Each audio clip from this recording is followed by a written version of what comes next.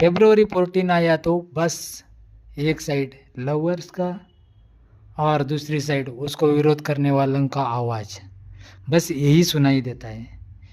कहीं ना कहीं इन सब के बीच में भारत के वीरों के बारे में हम भूल ही जाते हैं। भारत के आज़ादी के लिए 3 लोगों ने अपनी ज़िंदगी को ही सौंप दिया था इसी फरवरी 14 को। हम लेकिन याद भी नहीं करते उन लोगों को। बस उन लोगों की कहानी बोलने का ट्राई कर रहा हूँ, सुनो। चाहिए तो वो 21 साल के जवान लोग लड़कियों को अपने पीछे पीछे घुमा सकते थे, हमारे जैसे ही लवर्स डे बना के मज़े में रह सकते थे। लेकिन उन्होंने प्यार किया, लेकिन भारत माता के लिए किया, भारत देश के ऊपर किया, भारत के स्वातंत्र्य के लिए अपनी जान भी देने के लिए तैयार बैठे थे। यही फरवरी 14 को उन 3 लोगों को फांसी पे लटकते हुए देखते हुए उस ब्रिटिश पुलिस अधिकारियों को हंसते हुए देख रहे थे। लेकिन हम क्या कर रहे, लवर्स डे मना रहे, उनको याद भी नहीं कर रहे। उनके बारे में सुनिए। फरवरी 14 उस दिन शाम 5 बजे होंगे। जेल में रहने वाले उन 3 लोगों को भी पता था हमें फांसी तो फिक्स है, परंतु उनके दिल में डर नहीं था। उनके चेहरे पे एक एहसास भी नहीं था हम मरने वाले हैं। बस एक सोच थी कि हम देश के लिए मर रहे, देश के लिए जान दे रहे तो हमें उसका पुण्य मिलेगा। बस इतना ही उनके मन में था। उसमें भी सिख घर का लड़का था।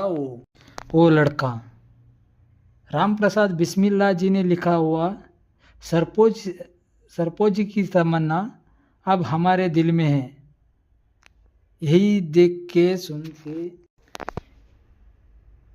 यही गाना गाते हुए ऐसे गाना गा रहे थे कि जेलों की दीवारें भी टूट जाए, ऐसी आवाज़ में गाने गाते हुए और लोगों को प्रेरित करते हुए वो फांसी पे चढ़े हुए थे। उसी दिन जिस दिन आप सब लोग, हम सब लोग लवर्स डे मनाते हैं, उसी फरवरी 14 को। उस नौजवान 21 साल का लड़के का नाम था भगत सिंह। हम भगत सिंह, राजगुरु, सुखदेव, इन 3 लोगों को कभी भी भूल नहीं सकते। लेकिन अब हम बस उनको व्हाट्सएप स्टेटस के लिए यूज़ कर रहे हैं। भगत जब छोटा बच्चा था उसी समय से देश के लिए फाइट करने वाले उनके पिता, चाचा सबको देखते हुए बड़ा हुआ था। भगत सिंह ने करीब से देखा हुआ था गदर आंदोलन, जलियांवाला बाग हत्याकांड, ये सब भगत के ऊपर बहुत प्रेरित किया था। भगत जैसे ही बड़ा हुआ तब तक एक साइड में भारत का कांग्रेस और गांधी जी की साइलेंट फाइट चल रही थी। लेकिन साइलेंट फाइट से कुछ नहीं होने वाला, क्योंकि बंदूक का जवाब बंदूक से ही देने का यही सोच और एक साइड पनप रही थी भारत में। भारत के जवानों ने डिसाइड कर लिया कि साइलेंट रह के कुछ नहीं होने वाला, फाइट करेंगे। उन्होंने गोलियां मारी तो हम भी गोलियां मारेंगे, हमारे पावर से हम आज़ादी लेंगे, यही सोच भगत के अंदर भी थी। एक दिन कांग्रेस और गांधी जी की तरफ से साइलेंट आंदोलन चल रहा था। उसी समय लाला लाजपत राय की हत्या हुई। ये देखते हुए भी कांग्रेस ने कुछ भी नहीं किया। ये देखकर भगत और उनके साथियों का दिल खुल गया, खून उबल गया। इन ब्रिटिश अधिकारियों को सिखाना चाहिए, ये सोच के उन्होंने एक बढ़िया प्लानिंग की। उस प्लानिंग का हिस्सा ही यही था कि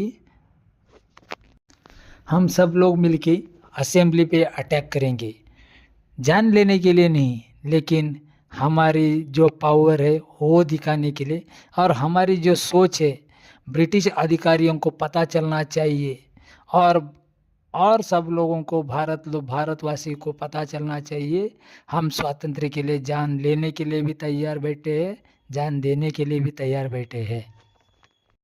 जैसे प्लान के हिसाब से उन्होंने असेंबली में जाके एक कम ताकत वाला बॉम्ब फेंका और नारे लगाने लगे कि आज़ाद आज़ाद आज़ाद। लेकिन उधर से भाग जाने के सोच के भगत सिंह आया नहीं था। उनको पता था पुलिस पकड़ेंगे, कार्रवाई करेंगे, लेकिन उन्होंने सोच के ही आए थे कि हम भागेंगे नहीं, पुलिस के हाथ में मिलेंगे और हमारे देश की आज़ादी के लिए और फौज तैयार हो जाएगी। यही आगे की सोच रख के भगत सिंह ने अपने भागने का छोड़ के उधर ही रुके और पुलिस ने पकड़ लिया। भगत और उन साथियों को लेके गए कारागार में, लेकिन उनको विचारणा करने का मौका भी नहीं दिया। वो तो ब्रिटिश हैं, पता ही है हमें भी कैसे है। उसी समय भी उनको भी पता था कि हमें मरने के लिए तैयार होना चाहिए, लेकिन वो तैयार होके ही गए थे। परंतु एक बात है, गांधी जी को मौका था कि भगत सिंह को चाहे तो बचा सकते थे। गांधी जी और इरविन के बीच का वो डिसाइडर के ऊपर गांधी जी ने बोला हुआ था कि भगत सिंह को बचाओ, बोला था तो बचा सकते थे, लेकिन गांधी जी ने वैसा नहीं सोचा। ये बात रखो अलग, लेकिन सोचो एक 21 साल का लड़का अपने गले के ऊपर कंधा पड़ते हुए देख के हंसते हुए गाना गाते हुए इस देश की आज़ादी के लिए मर रहा है, लेकिन हम क्या कर रहे हैं? हम इस देश के लिए क्या दे रहे हैं? बस उनके लिए क्या दे रहे हैं? बस उनके लिए स्टेटस दे रहे हैं, व्हाट्सएप स्टेटस के ऊपर डीपी डाल रहे हैं, स्टेटस डाल रहे हैं, बस यही है क्या हमारा?